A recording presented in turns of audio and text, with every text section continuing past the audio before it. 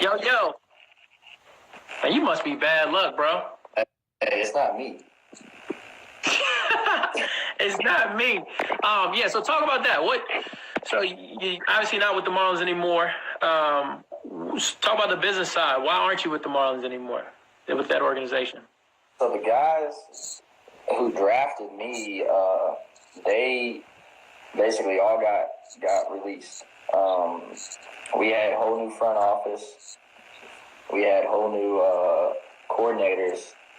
As soon as I got back to spring training, it was all guys I've never seen before working. And so basically what I was told,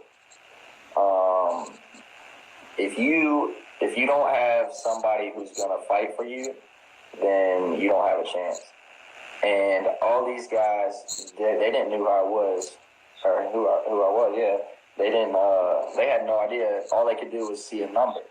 And so I had 108 at-bats, and I played every fifth day. And you're not playing like that, you're not going to be able to put up numbers. Baseball's a game that you have to do every single day, and if you're not getting the reps, it's going to be impossible.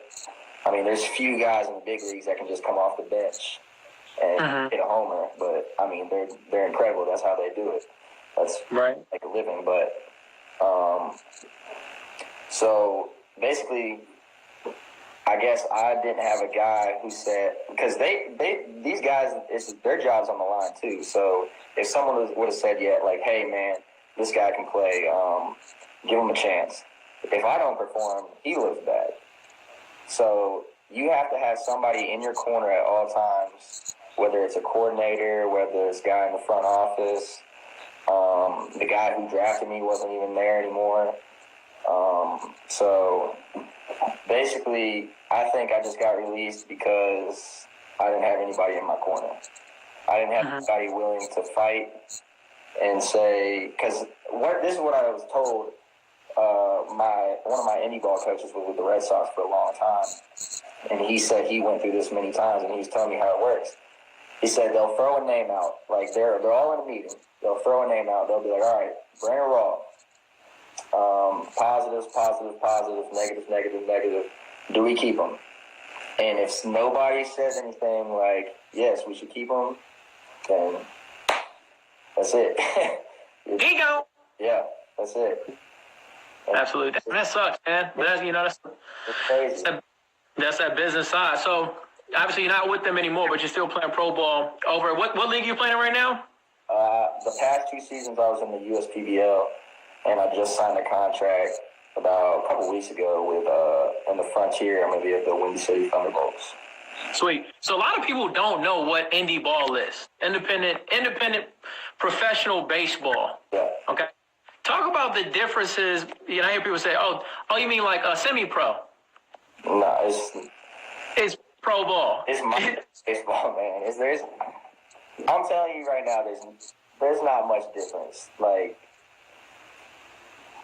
there's guys in the USPBL that are touching 100 miles an hour. So you're telling me what's the difference between that and the big leagues? Like, obviously the big leaguers are more consistent, but 100 miles an hour is big league stuff. Like, you don't see 100 miles an hour every day. There's like every night we played in the USPBL, there was guys throwing mid-90s. So it's not about the talent. The talent is there. Like, everybody who plays professional baseball, I think, has the talent to be in the big leagues.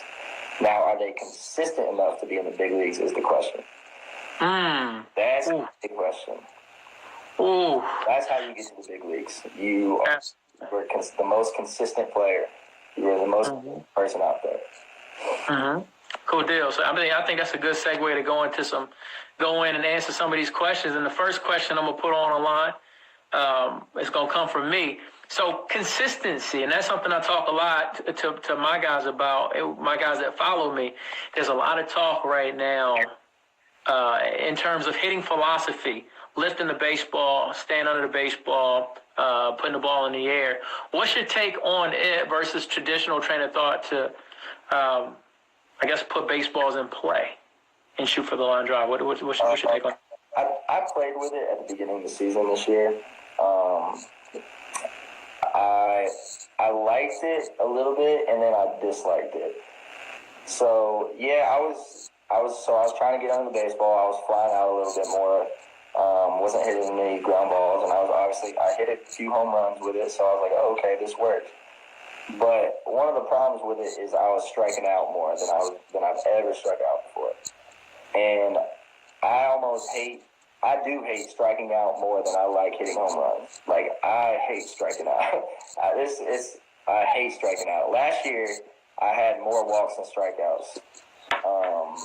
That's good, man. Yeah, that was one of my biggest accomplishments last year. I had more walks than strikeouts. This year, I had more strikeouts. But, people are so, caught up on launch angles. Mm-hmm. You could have the best launch angle in the world, but if you're not firing your hips, if you're not taking the shortest path to the baseball, it does nothing for you. Like, you have to you have to have a connected swing in order to have a good launch angle. And for your launch angle to be effective, you have to be connected. Your whole body has to be connected in your swing, or else the launch angle. I could swing just a launch angle with my arms, and that's not going to make the ball go out of the ballpark. Right. So, right. Everybody has their own take on it. That's mine. I think you have to have a connected swing in order to have a good swing. 10-4. So you guys, get some questions rolling in here. We'll take some of those. That's a question for you. What's his number? Oh my gosh. What's your number, B? My baseball number? Who was that? Marissa Wick ain't asked for no baseball number. Wait, who was it? Oh my God, Marissa. Don't let her fool you. Don't let her fool you. That's hilarious. Okay, Lamy _22. What's your favorite workout in the weight room? I don't know if you want to ask me that. Oh Lord. Right answer. You say what? Bench, man. Yeah, he said the bench. And okay, so I think a good follow-up question to that is, a lot of coaches like to restrict the bench. Have you found that you've had any arm problems with benching? No, I think it's bad if you have your hands real wide because it puts more stress on your shoulder. I do a narrow grip, and it's more biceps and chest. I haven't had any arm problems, but right. It could just be genetics. I don't know how it works. I've never had arm problems too. I got another question right here. What's your opinion on Olympic lifting? How much Olympic lifting do you do? What is your take on Olympic lifting? I think it's good. I do a lot of cleans, a lot of power cleans, squats. I'm not so big on the thrust. What is that? The one you throw? Well, overhead, like an overhead squat, or are you talking about the push press? Yeah, I don't like that stuff at all. Anything overhead, unless you're doing you're angling it and doing dumbbells. Oh, you mean snatch? Snatch, yeah, that's what I meant. No, I don't mess with that. I don't mess with that at all. You don't mess with that? No. Oh, okay. Your favorite hitting drill? Somebody said, what's the best hitting drill? But tailor that toward Josh Morrow. Oh man. I can't even focus that. That's hilarious. What's your favorite hitting drill? And why is that your favorite hitting drill? Are we talking about on tee or front toss or? We'll talk about just hitting. What is your favorite drill? I think it depends. It depends on what's going on with my swing. If I'm a good self-coach, I feel like I can feel when something's not right, and I can usually dictate what it is just based on. So if I'm on a tee and I'm consistently hitting the ball wrong somehow, rolling over or something, I'm obviously turning my barrel too soon, not keeping my hands inside. Then I'll set the tee up inside and force myself to stay inside of it. But when I'm on tee, I like hitting the ball either up the middle or oppo. I don't really mess around with trying to pull the ball on tee too much. So, same Same with front toss. I mean, there's no point really to pull the ball when the guy's 2 feet in front of you. Just stay up the middle. Mm-hmm. Yeah, man, definitely. I mean, especially so many guys, especially young hitters, they already know how to pull a baseball. I don't even think they realize that, and then they get in the cage and they're trying to do the same thing. CMC Gin _ST3. Were the baseballs juiced in the postseason? What's your take on that? Man, I don't know. I mean, they set a record this year for home runs, so obviously they might have been juiced the whole season. I don't know. Yeah, I know, right? That's a good point. More home runs than ever. It's crazy, man. That they were hitting home runs every day, like it was nothing. Mm-hmm. But I mean, if you look at Judge, how is he not going to hit a home run? How big he is? That's a big dude. That's a big dude. Got a decent question right here. Ethan Green, 16. Your best hitting advice / approach at the plate, what would it be? You talked about what your approach was and, what helps you be successful. What would be I would rephrase that question to say, if you're a hitting coach, what would be your advice for your approach, for an approach at the plate? Yeah, I try to keep it simple. When I start trying to think about what the pitcher's going to throw me, that gets me in trouble. I try to say fastball. Look for fastball. Always look for fastball away. I think you can adjust in. We'll say that you can, but I think you can't. I think you can adjust in, and if you're looking for the fastball away, you can obviously adjust and see spin. So I think just staying up the middle and keeping a simple approach. Staying up the middle, staying middle backside is the best approach. Keep a simple mindset and don't try to overthink things. 10-4. This is a great question right here. The biggest distraction in pro ball is what? Oh, the girls, man. The girls, and once you turn 21, 21. The party life. My youth players know about that a little bit. Hey, man, I got a question right here, man. What's your take on this kid Nico? Man, over there at Morehead State. He's the truth. He hits the ball really far and really hard. Oh yeah? Yeah. He's like that. I'm sure he's gonna get a ton of breaking balls this year. Nobody's gonna want to pitch to him. But I still think he's gonna put up some crazy numbers. Right. We'll take two more. Now, Playboy Will, I don't know if you're saying scouted or recruited. I don't know what that is, but he's asking, what do you have to do to get scouted out of high school? Maybe he's saying recruited. Maybe you can play for like college.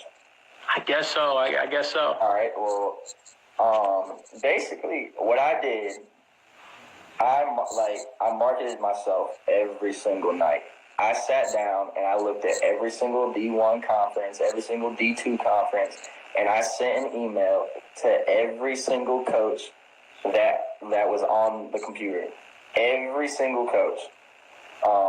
And if they didn't respond, I would send the email again. And if they didn't respond, I would send another email. Like, I basically recruited myself at the point. Like, and one of my buddies, Ryan, he played at UNC Charlotte, and he did the same. Like, he wanted to play at that school. He wanted to play at UNC Charlotte so bad, and he basically, like, he would hit up the coach nonstop, and then he performed when he had his chance in front of them, and they knew who he was just because he's been on them about, hey man, like, come see me play. He got himself a scholarship and he played there, and just by hounding them and networking yourself, basically. Cool deal. Bet. So last question right here, because it's okay. Jonah G Cat 00. Do you swing at the first pitch or take no matter what? Never take no matter what. First pitch. The pitcher is trying to do what? He's trying to get ahead in the count, right? If he throws a fastball over the plate, I'm swinging at it. I can tell you that right now. I love the first pitch because, I mean, the pitcher's trying to get ahead of you. Now, if he throws a breaking ball and it's on the black, or if he throws a fastball in on your hands on the black, then take it. I mean, you don't have to swing at it, but I'm always looking to attack the baseball. And so if he throws it over the middle, play swing it. That's what's up. All right. The last thing, I always try to ask this question every time. I like closing with it because, hindsight 2020, we're live. We always know more the further we go. Right. If you can go back, talk to a 16-year-old Brandon Rawe. Uh-huh. What do you tell him in terms of what dreams you're trying to accomplish, where you're trying to get to? I would tell him just focus on what you're trying to do. Stay away from, I didn't really, in high school and stuff, I didn't party. I didn't do that much. I stayed away from it. So I was kind of narrow-minded when it came to baseball. That's what I knew. That's what I wanted to do. And I would do whatever it takes to get myself in a position to play at the next level. And that's what my goal was in college, too, was to do whatever it takes to get myself to the next level, whether it was going to the field and turning on the lights and hitting at 12 at night, or, just doing whatever it takes. So, that's what I think. If you want it bad enough, you'll do what it is necessary to get there. That's what. Do it, man. Well, man, I appreciate you taking the time out of your schedule. Yeah. I know you're so busy. You just got so much going on, man. Got a flag football game tomorrow. It's crazy busy schedule. Hey, man, stay healthy. Yep. Stay healthy, and I'll talk to you soon. All right, sounds good. Appreciate you having me on. Bye, bro. Guys, thank you guys for tuning in for Baseball University Unscripted. That was Brandon Rawe, professional baseball player, just freshly signed with the Frontier League. Hopefully you guys are still getting some good information. If you have any ideas of individuals that you would like to see on the show upcoming, all right, feel free. I actually put up a post, the post that I tagged Brandon in. The post that I put up announcing that Brandon would be on this episode of Unscripted. Go to that post and tag whoever you would like to see on next time.